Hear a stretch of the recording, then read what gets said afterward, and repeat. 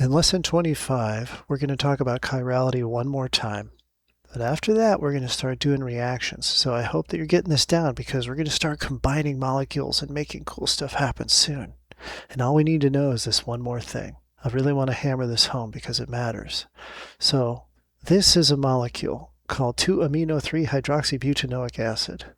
And we've talked a million times about the substituents for this kind of thing, but just to cover real fast, well, we know it's 2-amino because we're going to prioritize the amino group for how we number our carbons. This would be carbon 1, and then carbon 2 there, carbon 3 here, and carbon 4 down this way, to make that carbon number as low as possible. If I came from the other direction, it would be carbon 3 that nitrogen's on.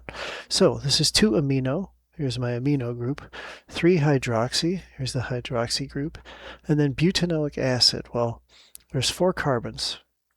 And in chemistry, but means 4. So there's the but. And then this carboxylic acid group here, carboxylic acid group, is what makes it the acid. Carboxylic acid looks like a double bonded O here and then an OH this way, so we call it CO2H for short. Sometimes they'll call it COOH, same reason. So that's what that CO2H is. That's an acid functional group right there. So this is our 2-amino-3-hydroxybutanoic acid. But I have a problem. This right here looks exactly the same. I'm going to copy it and bring it up here. This is an enantiomer we talked about in the last video, but you'll notice something. Because of the way these are sticking out of the page, and though these are free to swivel, they will never be able to rotate in a way that they form this, just like your left and right hand, right? We talked about this before. But really think about the mirror imagery of it. This is an exact mirror image of the one next to it, meaning both of the chiral centers here and here are mirrored, which makes it an enantiomer. It's not just mirrored in one space here. We could do that, and we probably will in a moment, but I want to show you something.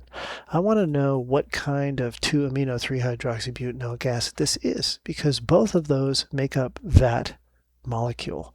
In fact, there are 4 different ways to make up this molecule. And what configuration do we want? It's the same molecular formula. It has the exact same layout, except for the mirror imagery that we saw there.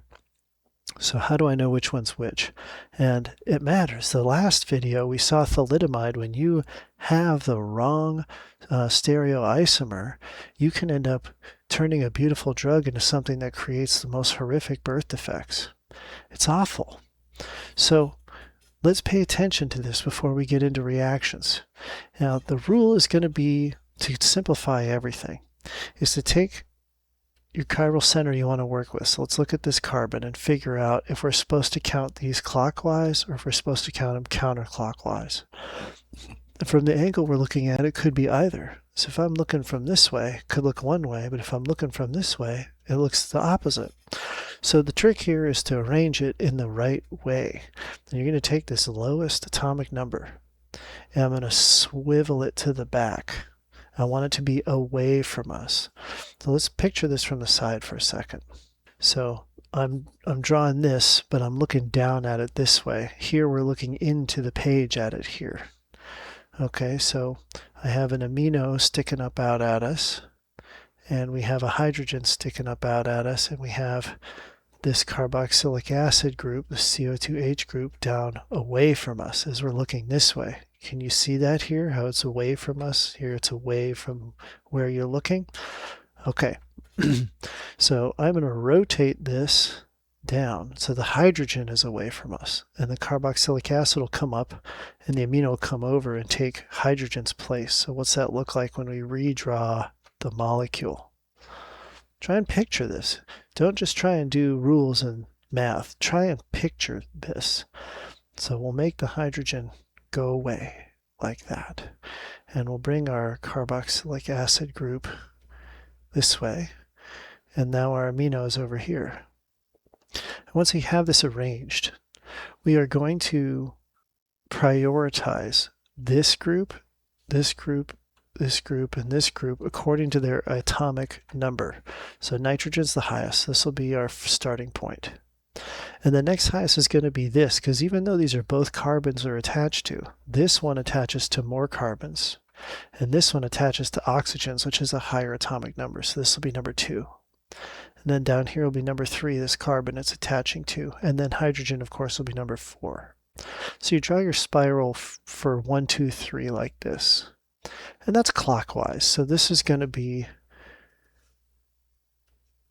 2R for sure.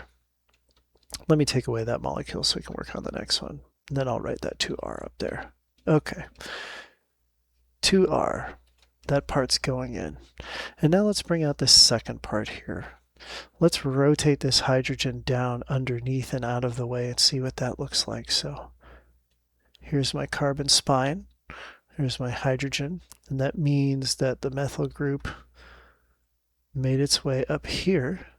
And this hydroxy group is now over here. So you see how everything kind of rotated that way? That's just to set it up. That doesn't tell us the chirality.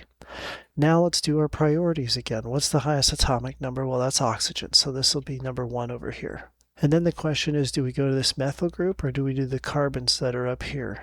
Well, this attaches to a hydrogen, which is small. This attaches to other carbons. So this is going to be number 2, number 3 here, and then hydrogen being number 4. So again, we end up with a clockwise configuration this way. So this is a 3R,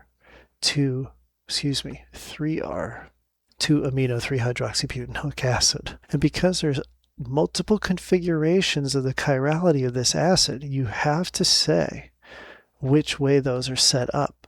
So this gives us a complete chemical name now. It's taken 25 lessons to get us to just naming chemicals the right way, because of course you're looking at every possible combination of every single thing. It's pretty overwhelming. So I want to come down to its enantiomer over here. Let's look at the same thing. I'm going to rotate this hydrogen away like this, and everything will rotate accordingly like that. So let's draw that out. Put the H away like that, and we have our carbon spine here, and our amino is over here now, and our carboxylic acid came up to here. So it goes amino, carboxylic acid, and then carbon chain.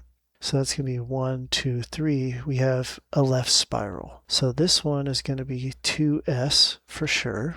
S meaning sinister, which means left in Latin. Left-handed people were considered evil. And down here, let's rotate this hydrogen down to the back and bring that methyl group up and the hydroxy over like that. So we'll put our hydrogen to the back, and then that brought our methyl group over this way. And that brings our hydroxy group over this way. And we still have that carbon chain, of course. Doesn't move, but this all swiveled around. Now, who's our priority? Well, that's the hydroxy. The oxygen is the highest atomic number, so we put a 1 here.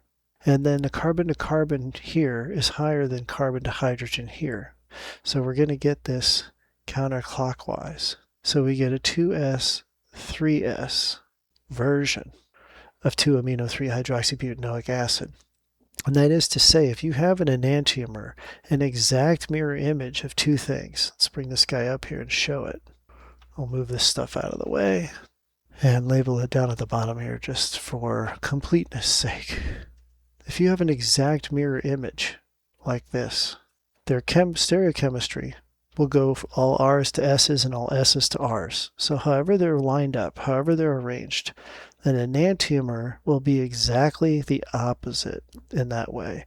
So if I have something that's only partly that, like let's say we have the CO2H here, and the top side is NH2 this way and H this way, and the bottom side has the H over here and the OH over here and the methyl group. Well, this is called a diastereomer. A diastereomer.